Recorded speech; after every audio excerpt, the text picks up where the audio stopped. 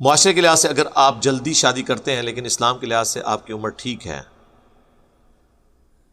سب باتیں سائڈ پر ایک اچھی زندگی گزارنے کے لیے کن باتوں کو ذہن میں رکھنا ضروری ہے؟ کیونکہ وہ دونوں ابھی پوری طرح میچور نہیں ہیں۔ دیکھیں نہیں، ہم نے تو دیکھا ہے جو چھوٹی عمر کی شادی ہے نا، وہ لڑائی جھگڑے کا سبب بنتی ہے، بہت چھوٹی عمر کی شادیاں۔ اس کا ثبوت آپ اپنے ماں باپ یا ان کے ماں باپ کے بارے میں اگر آپ ان کے واقعات سنیں جو فخریہ آپ کو آپ کے رشتہ دار سنا رہے ہوتے ہیں، انتہائی فرسودہ قسم کے واقعات۔ ساڈے ابا جی دا اتنا روب سی، گھر وڑدے سن کسی دی آواز نہیں سی نکلتی، بڑا بڑا فرعون سی یار۔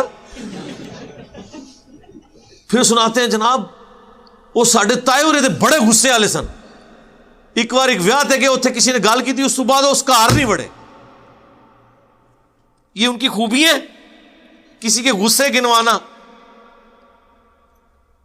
پھر مائیں بتا رہی ہوتی ہیں ہم تو کبھی بھی اپنے ساس سسر کے سامنے ایک چارپائی پہ میں تیرے ابا جی دے نال نہیں کدے بیٹھی۔ یہ خوبی والی بات ہے، اندازہ کریں یار۔ نبی علیہ السلام نے تو اپنے گھٹنے رکھ کے نا اپنی بیویوں کو اونٹ کے اوپر سوار کروایا ہے، پاؤں رکھوا کے۔ ہاں جی، بخاری مسلم میں حدیث ہے، سیدہ صفیہ کو ان کا قد چھوٹا تھا، اپنے پیچھے سوار کیا۔ اور جو کراچی کے مفتی نے کہا تھا نا کہ موٹر بائک کے پیچھے جو ایک ٹانگ ادھر کر کے ادھر بیٹھتی ہیں، میں کہا اونٹ کے اوپر اسی طریقے سے ہی بیٹھا جاتا ہے، سنت ہی۔ چنو تو کہہ رہے ہیں کہ جی پھر اس نے کتنے بیہودہ الفاظ بولے تھے۔ بھئی جو کمفرٹیبل جس طرح فیل کر رہے ویسے ہی بیٹھے گا نا، اونٹ کے اوپر کوئی ایسے بیٹھ سکتا ہے؟ پھر اس نے اس کا ریبٹل کیا، نہیں جی اونٹ کا مسئلہ ہو رہا ہے اور موٹر بائک کا۔ بھئی موٹر بائک میں بھی سارے کمفرٹیبل نہیں ہوتے ایک طرف دو ٹانگیں رکھ کے بیٹھنے پہ، بعض لوگ کمفرٹیبل اسی میں ہوتے ہیں۔ اب کوئی عورت زیادہ موٹی ہے یا اس کا اتنا ایکسپوئر نہیں ہے، یا آپ لانگ ڈرائیو کے اوپر ہیں اور آپ ایسی سڑک پہ ہیں جس میں اتنے کھڈے ہیں، اس میں تو اتنا بڑا رسک نہیں لیا جا سکتا، تو اس میں ٹانگ ادھر اور ادھر رکھنے میں ہی زیادہ کمفرٹیبل اور سیف سفر ہوتا ہے۔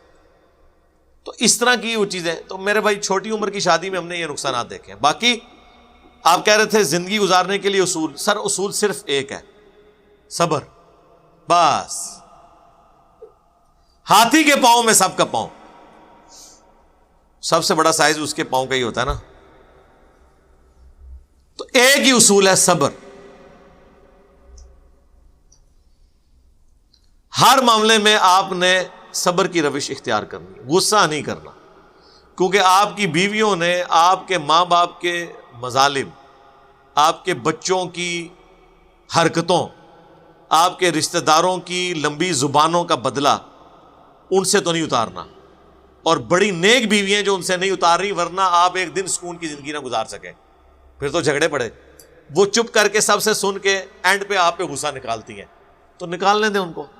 بڑی نیک بیوی ہیں ایسی کہ جو ساس سسر کو جواب نہیں دیتی، آپ کے رشتہ داروں کو ترکی بترکی جواب نہیں دیتی، شام تک آپ کا انتظار کرتی ہیں، رکو ذرا صبر کرو، تیرا بھرا آئے گا نا تو میں پھر ادھر کروں گی۔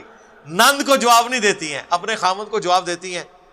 آپ چپ کر کے سن لیں، اس کا فائدہ یہ ہے کہ ان کا غصہ، یعنی آپ وہ جس طرح وہ ویٹ اٹھایا جاتا ہے نا کوکر کے اوپر سے، تو آپ خود ہی آ کے ویٹ اٹھا لیا کریں کہ ہاں جی کوئی ہے شے، آ جاؤ، ریڈی ہیں، بسم اللہ، آغاز کرو۔ ہاں جی، اور آپ نے وہ حدیث یاد کرنی جو بخاری مسلم کی حدیث ہے کہ نبی علیہ السلام نے فرمایا کہ عورت کا یہ حال ہے کہ پوری زندگی کسی مرد کے ساتھ رہے اور ایک دفعہ بھی تکلیف پہنچے تو وہ یہ کہتی ہے جب سے تیرے عقد میں آئی ہوں میں نے سکھ کا ایک دن بھی نہیں دیکھا۔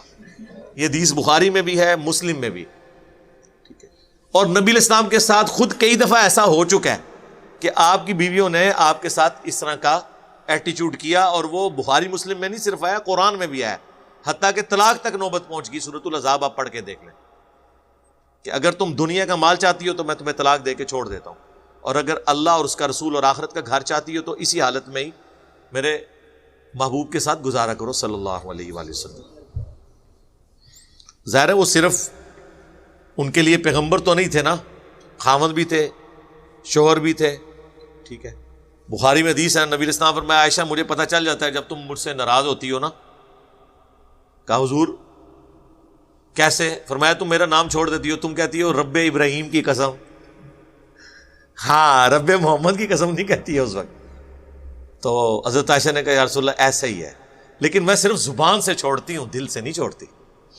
یہ حضرت عائشہ نے پھر اس کو جواب کے طور پر یہ بات عرض کی نبی علیہ السلام کی بارگاہ میں. تو یہ بات ہے. تو کامیاب زندگی کا ایک ہی اصول، بلکہ کامیاب ازدواجی زندگی کا، دنیا میں وقت گزارنے کا ایک ہی اصول ہے، صبر اور اچھے وقت کا انتظار.